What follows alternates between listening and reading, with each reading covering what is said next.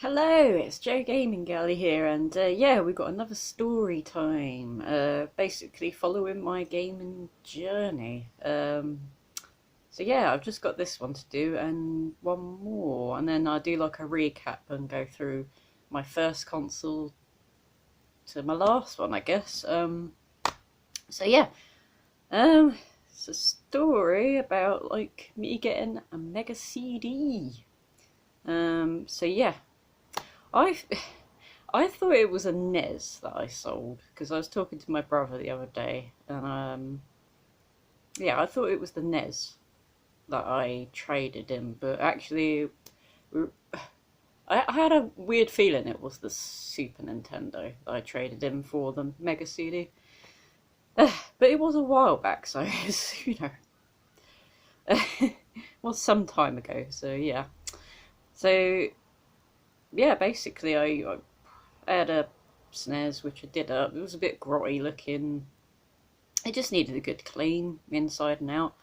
And yeah, it was the only SNES that I sort of kept the longest. And I started to accumulate quite a few games. Yeah, I got a Pack Attack and Killer Instinct, Mario All Stars, and I think quite a few of them were boxed and mint from what I remember. And a couple more. Oh yeah, we had Street Fighter, the typical SNES games. But yeah, I just decided I can't really find much for this, and so I was just like, I'm gonna sell it. I always did well on, SNESes and NESes. I sold them a lot back in the day. Did them up and sold them on, and yeah, so there was this place called Replay in Brighton. So I popped into there, and as we walked through the doors on the left, there was these glass cabinets, and I was just like, oh my god. And I was with my brother, and I was like, oh my god, come and look. And it was a Mega CD, and I was like, oh, I hope I get enough money to sort of like, even if I have to pay for half of it, it'd be cool to knock some money off. I remember it being £100, definitely. Anyway, we went to the till with the Super Nintendo, um, and at the time it was the height of the AVGN, the angry video game nerd. So they were selling a lot of NESs and SNESs, and they said, oh yeah, we really are in need of some more Super Nintendos here because people were buying them left, right, and centre. And they were amazed at the condition of my Super Nintendo. It wasn't boxed, but it was very mint, and it wasn't discoloured in any way. And it worked perfectly. So yeah, yeah, they did their thing and basically said, yeah. Well, I actually asked, oh, could I have a look at the Mega CD while they were, doing all of that.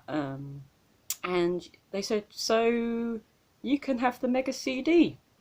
And I'm like, I don't have to pay anything?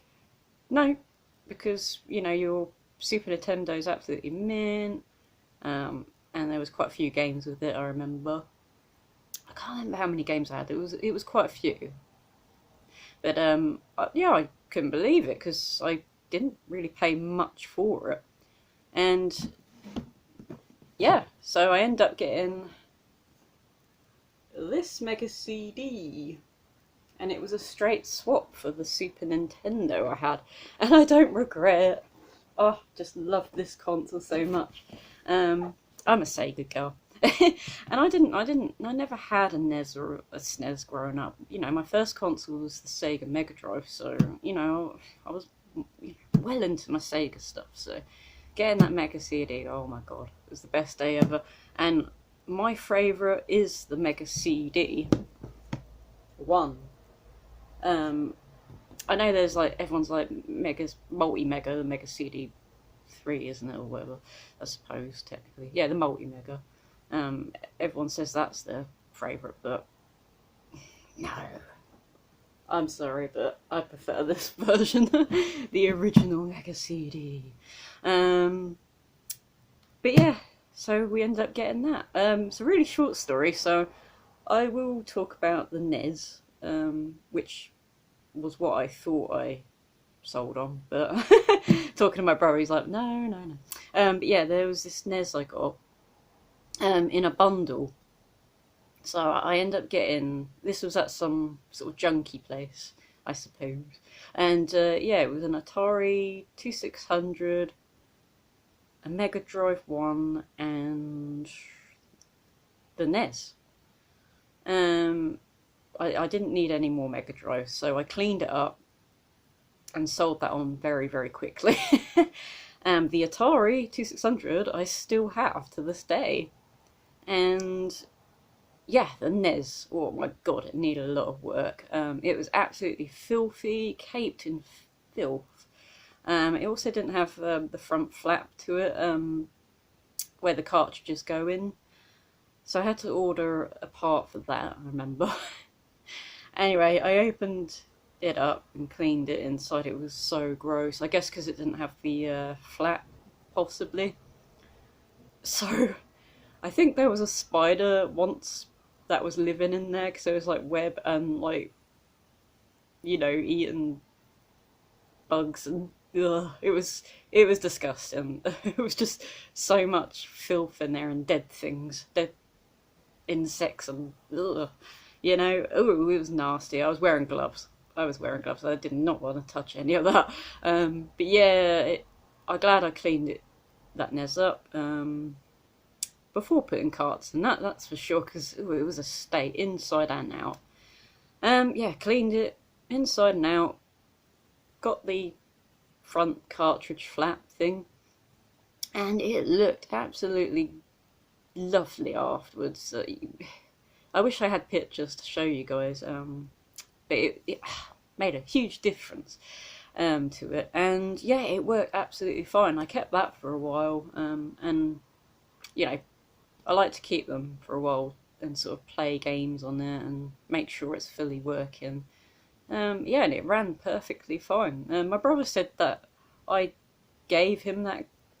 I sold him that NES. I honestly don't remember, but it was like quite a few years ago. So quite possibly. I mean, I've sold him things. He sold me things. Obviously, discount sister price, and obviously when I sell him something, discount brother price. Yeah, so yeah, that was that. I never seem to keep NESs or SNESs, and I don't actually own one right now.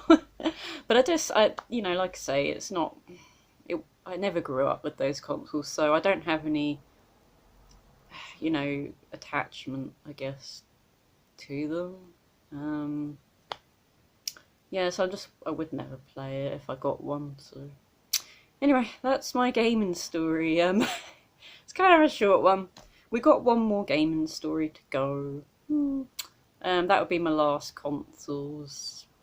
So yeah, that'd be a bit more sort of modern-ish, I guess.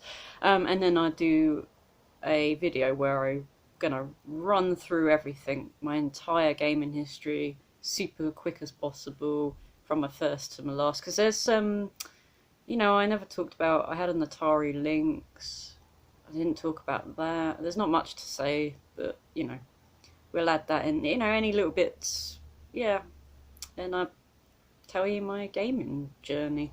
You know, it's a shame that I didn't record. You know, there wasn't YouTube back in the day, so couldn't record my gaming journey. But I wish I did, because there was some interesting moments through collecting, which I've been doing. It's 28 years, possibly more, but yeah, it's been one big journey, and I absolutely love my collection and enjoy playing retro.